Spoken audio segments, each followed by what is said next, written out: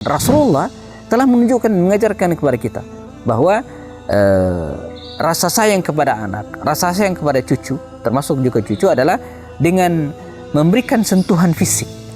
Nah, ini sebenarnya lamasat wa qubulat, mencium mereka, menyentuh fisik mereka, menggendong mereka. Nabi marah besar ketika ada seorang laki-laki mengatakan dia punya anak 10 orang, tapi tidak pernah menggendong, tidak pernah menciumnya, enggak. Nabi memberikan contoh kepada kita bagaimana menunjukkan rasa kasih sayang itu. Maka teman sekalian, para ayah sekalian dimanapun berada, sesibuk apapun Anda dalam dunia pekerjaan, sering keluar kota, kemudian sampai malam di kantor, apa susahnya, tapi ingat, jangan lupakan tunjukkan kasih sayang kita kepada anak-anak kita.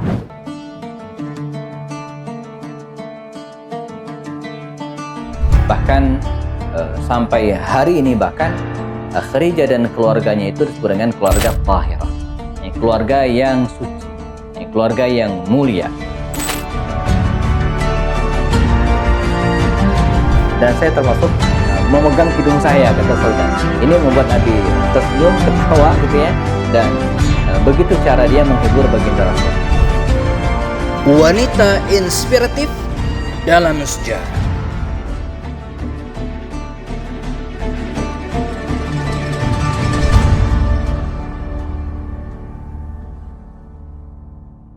Assalamualaikum warahmatullahi wabarakatuh. Alhamdulillah, assalatu wassalamu ala rasulullah ba'du.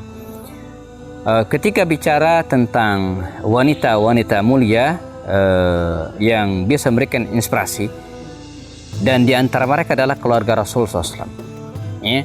Dan umumnya ketika bicara tentang keluarga Rasul SAW, maka kita bicara tentang keluarganya, yaitu istri-istri beliau dan cucu-cucu Rasulullah. Nah, fokusnya lagi ketika bicara tentang cucu Rasulullah, kita hanya fokus pada Hasan Hussein, atau melebar sedikit keturunan Fatimah. Nah, kita lupa bahwa Rasulullah SAW juga memiliki cucu dari dari putri beliau yang lain, yaitu dari Zainab binti Rasulullah. Zainab binti Rasulullah adalah putri tertua Rasulullah yang menikah dengan Abul As bin Rabi' dan melahirkan 2 orang anak, Umamah dan Ali. Umamah binti Abil As dan Ali bin Abil As.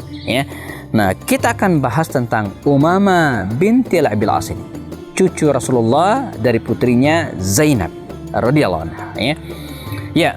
Umamah binti Abil As bisa disebut cucu tertua Rasulullah. Karena Zainab adalah putri tertua Rasulullah SAW, putri bukan putra. Dari pasangan Zainab dan kemudian Abul As lahirlah Umamah binti Abil As yang lahir dan disambut dengan sangat gembira oleh Rasulullah SAW. Nah, ini juga inspirasi bagi kita bahwa rasa sayang kita terhadap anak-anak juga kita harus lahirkan, kita harus turunkan juga kepada cucu-cucu kita. Sebab mereka adalah darah daging dan keturunan kita juga. Demikian Rasulullah. Bahkan dalam banyak riwayat dikisahkan bagaimana baginda Rasulullah SAW menunjukkan rasa kasih sayangnya ini begitu luar biasa, sampai dalam sebuah hadis. Jadi kalau kita melihat bagaimana bentuk kasih sayang Rasulullah SAW, Nabi mengatakan, atau dalam berkatakan, ketika Rasulullah SAW sedang sholat, beliau sering menggendong cucunya Umamah ini. Bahkan ketika Nabi sedang ruku, beliau letakkan cucunya, begitu beliau sujud, letakkan, begitu beliau berdiri, gendong lagi. Jadi inspirasinya apa? Bahwa rasa kasih sayang itu jemaah harus kita tunjukkan. Jadi tidak hanya di lisan, tidak hanya di hati, tapi tunjukkan. Rasulullah telah menunjukkan, mengajarkan kepada kita bahwa rasa sayang kepada anak, rasa sayang kepada cucu, termasuk juga cucu, adalah dengan memberikan sentuhan fisik. Nah, ini sebenarnya lamasat wa qubulat, mencium mereka, menyentuh fisik mereka, menggendong mereka. Nabi marah besar ketika ada seorang laki-laki mengatakan dia punya anak 10 orang, tapi tidak pernah menggendong, tidak pernah menciumnya, enggak. Nabi memberikan contoh kepada kita bagaimana menunjukkan rasa kasih sayang itu. Maka teman sekalian, para ayah sekalian dimanapun berada, sesibuk apapun Anda dalam dunia pekerjaan, sering keluar kota, kemudian sampai malam di kantor, apa susahnya, tapi ingat, jangan lupakan tunjukkan kasih sayang kita kepada anak-anak kita. Bukan dengan cara memberikan mereka handphone saja, bukan dengan cara memberikan mereka uang jajan, bukan itu salah satu ya, tapi juga sentuhan fisik. Maka ciumlah mereka, peluk mereka, gendonglah mereka. Jangan dengan alasan, saya kan bapaknya, kan udah ada emaknya. Enggak. Seorang ayah juga harus menunjukkan rasa kasih sayang tersebut betul-betul secara fisik. Sebagaimana baginda Rasul menunjukkan rasa kasih sayang tersebut kepada cucunya Umamah binti Abil As. Sehingga Umamah ini jamaah tumbuh dalam pelukan, dalam naungan dan kasih sayang dari orang tuanya, yaitu Umamah Abul As dan kemudian ibunya Zainab. Namun sayang, kita tahu cerita bagaimana kisah cinta antara Abul As sang ayah dengan ibunya Zainab ini sempat terpisah, ya, karena mereka sempat menikah berbeda agama.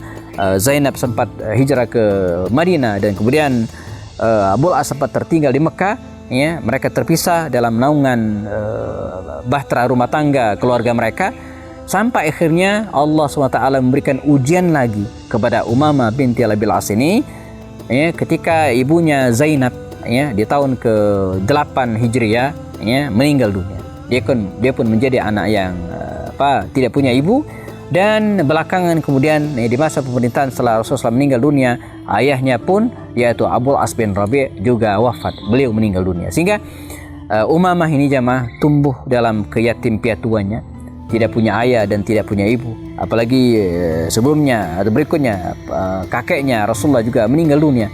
Dia hidup sebatang kara, tidak punya siapa-siapa. Ya, adiknya Ali bin Abil As juga pada akhirnya meninggal dunia. Dia betul-betul hidup sebatang kara. Namun jamaah dia tidak sendirian. Apa yang kemudian terjadi, ya, ketika Ali bin Abi Thalib menikah dengan Fatimah radhiyallahu anha, ya, Umamah binti Abil As ini hidup dalam naungan bibinya Fatimah, hidup dalam satu rumah dengan Fatimah radhiyallahu anha, ya. Diasuh sebagaimana dia mengasuh anak-anaknya sendiri, diberikan pendidikan sebagaimana dia mendidik anak-anaknya sendiri, sehingga tumbuhlah Umamah binti Abil As ini dalam naungan kehidupan rumah tangga, ya, keluarga Rasul Shallallahu Alaihi Wasallam. Nah, tumbuh menjadi dewasa dengan seorang wanita mulia dengan penuh kebanggaan, dan sampai akhirnya Rasulullah SAW meninggal dunia. Disusul 6 bulan kemudian Fatimah wafat, Fatimah meninggal dunia. Dan ada satu pesan dari Fatimah pada waktu itu kepada Sayyidina Ali bin Abi Thalib. Apa kata dia? Wahai suamiku Ali, maksudnya, ya, kalau saya meninggal dunia nanti, nikahilah Umamah binti Abil As. Ini menarik, ya, karena secara hukum fikih, ya, antara Fatimah dengan Umamah binti Abil As ini ada hubungan darah antara bibi, ya, dan keponakan. Fatimah adalah bibinya, Umamah adalah keponakannya. Dalam kajian fikih, ya, mereka ini dalam satu mahram, ya, jadi mahram muaqqat, ya. Jadi mahram muaqqat itu ada dua, ada ipar, adik istri atau kakaknya istri, ada ponakan istri. Nah, dalam hal ini Umamah ini ponakannya Fatimah, maka selagi Ali bin Abi Thalib menikah dengan Fatimah, maka dia tidak boleh menikah dengan Umamah binti Abil As karena dia adalah keponakan. Tapi ketika Fatimah meninggal dunia, maka justru boleh Ali menikah dengan Umamah binti Abil As. Dan itu yang kemudian menjadi wasiat Fatimah sebelum dia meninggal dunia, agar Ali bin Abi Thalib bersedia menikahi Umamah binti Abil As untuk menjaga kekeluargaan mereka. Dan itulah tujuannya. Makanya dalam Islam, pernikahan itu bukan hanya antara satu laki-laki satu perempuan saja, tidak, tapi menggabungkan, ya, keluarga, dua keluarga. Nah, Fatimah pengen keluarga mereka tetap utuh dan tidak terpisahkan. Untuk itu dia meminta kepada Ali bin Abi Thalib, ya, menikahi Umamah binti Abil As, seorang keponakannya. Nah, pertanyaannya adalah, apakah Ali bin Abi Thalib bersedia menikah dengan Umamah binti Abil As, dan bagaimana kisah Umamah binti Abil As berikutnya kita akan bahas setelah yang berikut ini. Tetap bersama kami dalam serial Wanita-Wanita Inspiratif dalam Sejarah.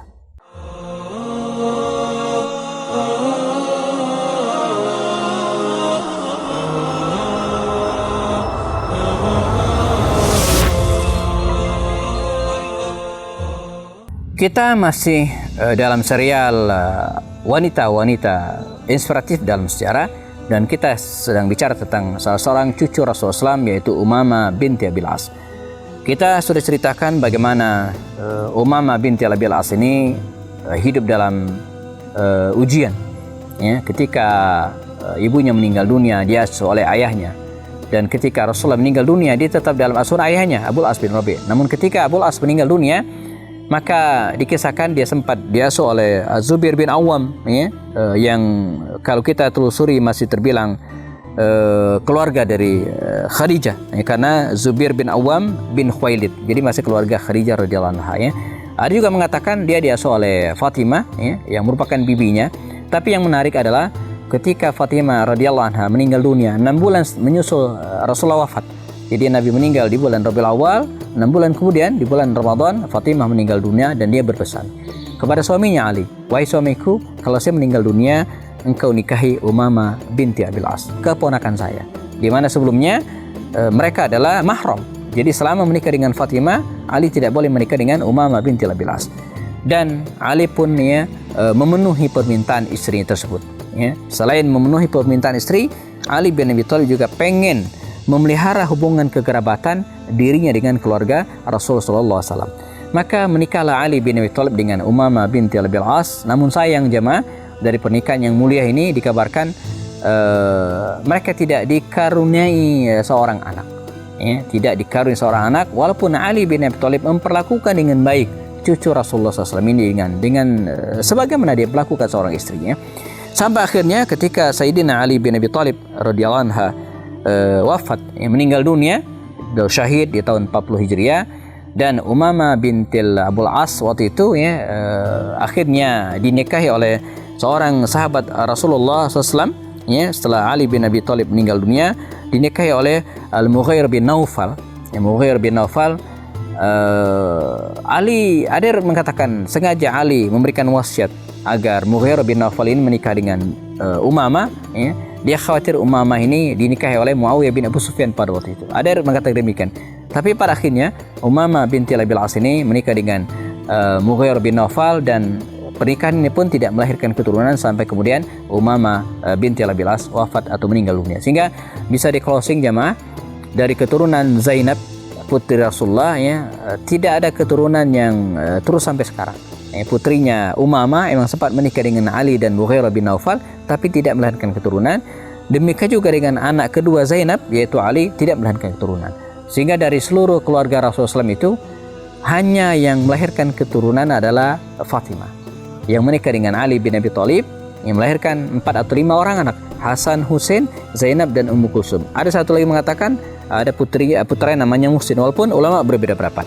Sehingga hari ini kalau ada mengaku keturunan Rasulullah, Habib, ya, maka bisa dipastikan dia berasal dari jalur Fatimah radhiyallahu anha. Tidak salah, karena Fatimah juga keturunan Nabi, tapi tidak dari anak-anak Nabi yang lainnya. Ya, termasuk dari Zainab yang melahirkan Umamah binti Abil As, tidak melahirkan keturunan sampai hari ini.